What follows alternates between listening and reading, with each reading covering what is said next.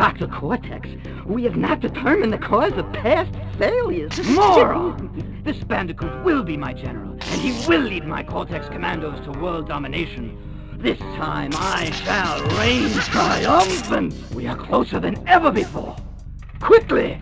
Into the vortex! Dr. Cortex, the vortex is not ready. We have no idea what it could do. Failure again! Capture him! Uh-oh! Prepare the female bandit. Uh-oh is right, Crash Bandicoot, you little scamp you. What you're looking at here is a review of Crash Bandicoot for the Sony Playstation, available to purchase on the PlayStation Network, or PlayStation Store, whichever you prefer to call it. The story of Crash is simple, but it gets very complex as the series goes on. In the first game, you're a wild Bandicoot. You and your friends are captured by the evil Dr. Neo Cortex and Dr. Brio. Their plan is to turn you evil and to rule the world using you as their commander and their army. They use the evolvo ray, which is N.Brio's creation, to turn you evil and have mind control over you. However, things don't work out, and would you believe it, Crash ends up a bit retarded in the head. Well, not literally, but you get the idea. Crash didn't like the idea of Cortex kidnapping animals and turning them all evil to take over the world, so Crash set out on a journey to stop Cortex's evil plan. His adventure starts off at Insanity Beach. Crash's gameplay would be considered platforming, but at times there would be action-adventure. But regardless, he always has something to do with jumping on, mushrooms or rich gunk or something, or even a piranha plant. Yeah, I know it's a Mario thing, but there are piranha plants in this game too. The controls for Crash Bandicoot are very nice and simple. X is the jump button. If you master jumping, you can easily beat this game. You'll have a fun time playing it. The other attack is square and circle. Both will make Crash spin, which he can use to kill enemies, attack or knock them into the background, so you can hit other enemies or other boxes. This has been a pretty useful thing in the rest of the series until Crash Bandicoot 4, which is unofficially Wrath of Cortex for the PS2, Xbox, and GameCube. The triangle button is to view your stats. It's the same thing in every game. Eventually in Crash Bandicoot 2 they add the boxes so you can count the boxes as you go. And in Crash Bandicoot 3 they add the amount of boxes you can have totally. But it's always the amount of Wampa fruit and your lives is always shown, which is another good thing. I managed to teach my nephew how to play this game when he was young.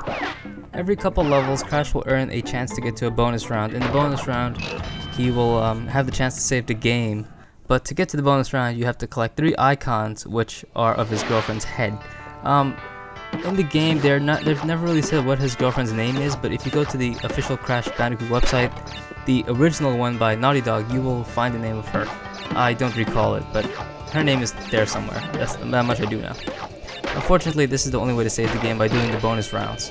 So if you beat like 5 levels and you don't go to the bonus round, you will have to redo those 5 levels every time until you save. And once you save, you can't resave. The bonus stages are only one-time thing. And unfortunately, I've made it to the end of the game, and I'm at the level called the lab, where I can't save, because after that it's just 2 more levels and that's it. The game's over. Which is unfortunate, because even when I beat the game, I can't save it.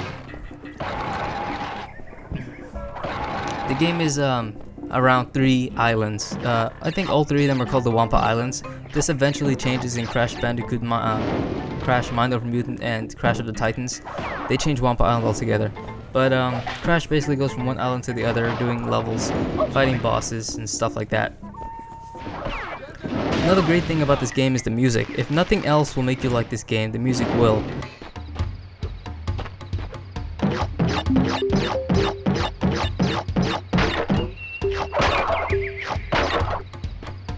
What have I got?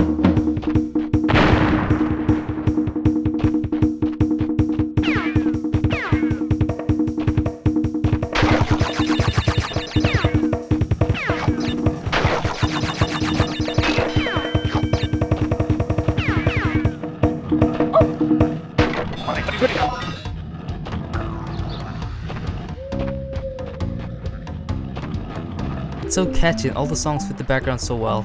I find myself just simply humming the songs or singing along just when I hear them. because I recognize them so well. I've been playing this game for so long. It's the first game I've ever actually played on the PlayStation. Probably my favorite, if anything.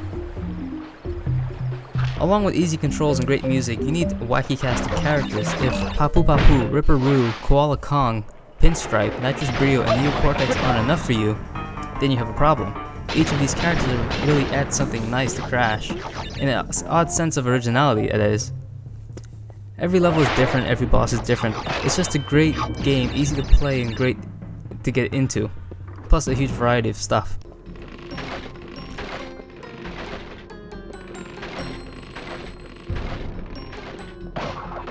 For a rating, I would think Crash Bandicoot for the Sony Playstation would deserve a 9 out of 10. Why? Because it offers you easy controls and learning curve, great music, a colorful environment to explore, wacky bosses, and because it's actually posed a threat to Mario and Sonic, it's just a great game overall. It's currently available on the PlayStation Network for $10, and if you could find the original PlayStation CD, you're damn lucky. I was going to have my nephew say something at the end because I've got him to play Crash Bandicoot just as much as he plays Mario, which he plays a lot, by the way. He played probably every Mario game. He hasn't beat any of them, but he plays them. That's all that matters, right? Right.